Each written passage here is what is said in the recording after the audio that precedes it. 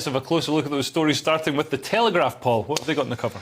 Shapps, woke extremists are rife in army. So this is obviously Grant Shapps, and the Cabinet Minister warned that the drumbeat of those who despise Britain is failing the army and the public. So Grant Shapps has vowed to end this poisonous woke culture that has crept into the military, and he on Monday is launching a review of diversity rules. And there's one place, there's a number of jobs where woke culture is really not of any advantage whatsoever, particularly when you need to win, or if there's any aggression involved. And we're not talking about microaggressions here.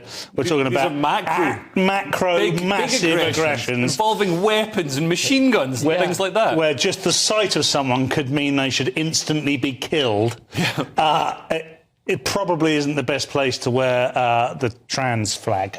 Well, and also, the whole basis of diversity, equity and inclusion is critical race theory, which says that, whiteness should be abolished and, cast scorn on patriotism and all the things that an army really needs to be effective, Nicholas. Exactly. So, obviously, critical race theory and wokeism is an antithesis to meritocracy. So the idea is, if you're successful, it's because you oppress someone or your ancestors oppress someone, and that's why we have to socially engineer everything and go for reparations and all that. And this comes on the back of alarming trend that we have recently seen in the aviation industry and other industry, when you want people to be there not because they are representing the demographics. Or why should the aviation or the army represent the demographics of this? Aren't you supposed to? Does the British basketball team represent the demographics of the nation, or just the tallest ones who are the best at throwing the ball into the hoop? Of course, there are certain places you don't want equality of outcome.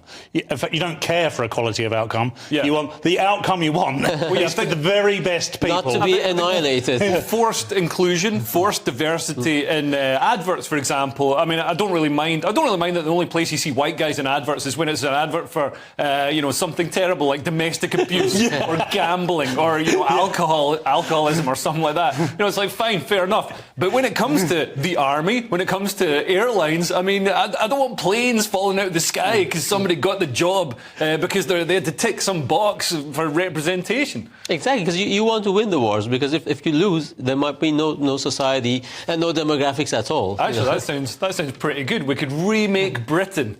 Make Britain great again, did you say? Be occupied by a non-woke, anti-woke army. Wink, wink. I don't say which one I'm talking about. The Russian army's not woke. So, Putin was just saying how much he celebrates diversity and inclusion. Of course he does. In his interview. He really genuinely did. He's an absolute wef shell, and I think that interview woke up a lot of... He does want to include Ukraine into Russia, doesn't he? So, if that is not inclusion, I don't know what is. Very inclusive.